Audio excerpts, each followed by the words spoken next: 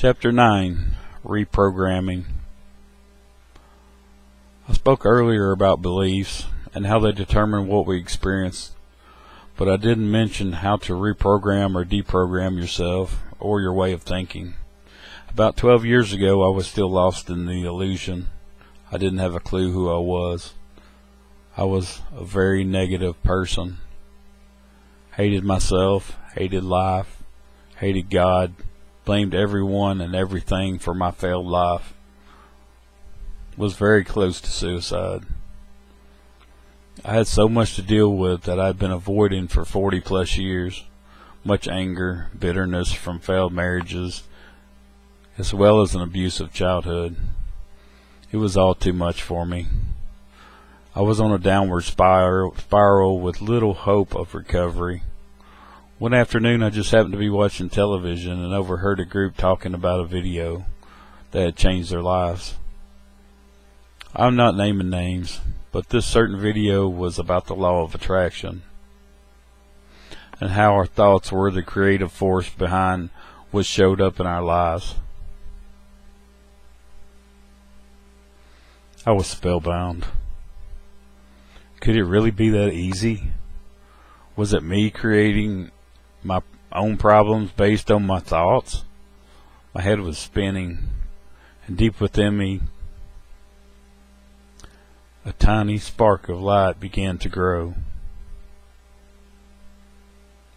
Within a couple of weeks, I had the video. I began watching it and really listening. I watched it probably 50 plus times. I was determined to etch its contents into my mind. Positive thinking was a big topic, so every time I found myself falling back into a negative way of thinking, I would catch myself and make a midstream turnaround. I found that reacting differently not only changed the relationship with my family members, but was also affecting me and the way I saw myself. Geez, this stuff really works. I began researching all the people who were in the video. I bought all their books and focused on their wisdom. Some were the real deal. Others were just in it for the money. It was not hard to figure out. I heard once that if your glass was empty, you have nothing to share with others. Well, mine was full, but not with useful beliefs. It was full of beliefs that no longer served me. That is the thing with beliefs. They either serve you well or they hold you hostage. Mine were the latter. They kept me from progressing. My cup had to be emptied in order to be filled with beliefs that would serve me. It was not an easy process. My process involved me filling my mind with all types of positive information, thus creating all new beliefs based on the new information that rang true for me. You know what rings true because you can feel it in your solar plexus, like a burst of energy running from your stomach up to your chest. I read hundreds of books. Some I received much information, others I received only a little. I integrated what rang true for me. I let go what didn't. That is how I want you to use this book. Accept what rings true and release what doesn't. After all, you have your own journey to consider. All I wish to do is help. One major issue I had was learning to love myself. Some feel love of self is unimportant. I strongly disagree.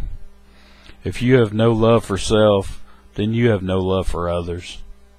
Ignoring yourself and your own needs is not selfless love at all. It just means you're avoiding the responsibility of fixing your own issues, usually because you don't wish to deal with those. Learn to love yourself. It is the greatest gift you can give yourself. I used affirmations to help me learn to love myself. Then I repeated them over and over, day in and day out, until I believed what I was saying. I love and approve of myself.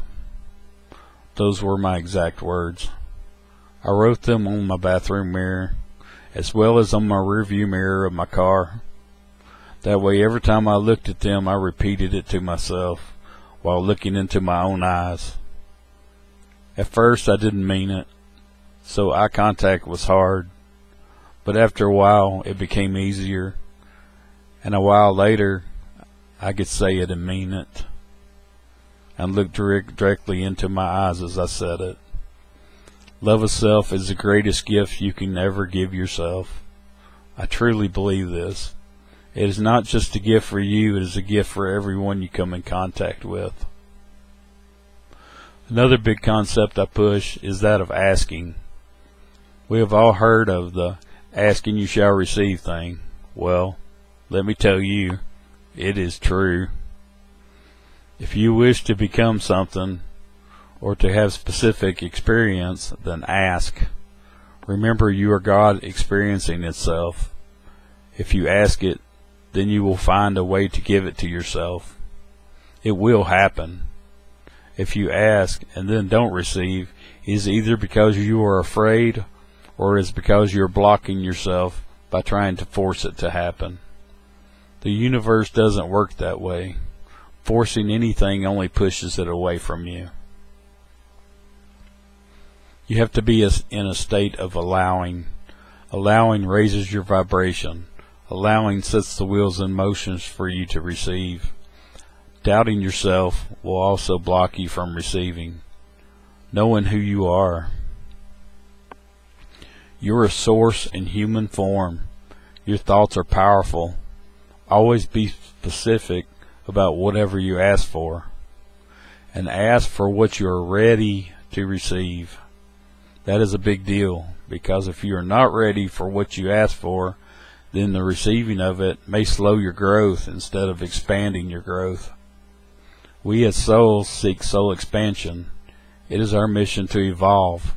Always ask for what you are ready to receive. That leaves no question as to what you will experience. Your experience will be exactly what you are ready for in order to advance you. Oh, and one other thing. Once you ask for something, let it go. Don't keep focusing on the fact that it has not showed up yet. Focusing on not having it will keep you from having it. So ask and then let it go. Allow it to show up on its own. You are here to experience. You are here to learn through experiences.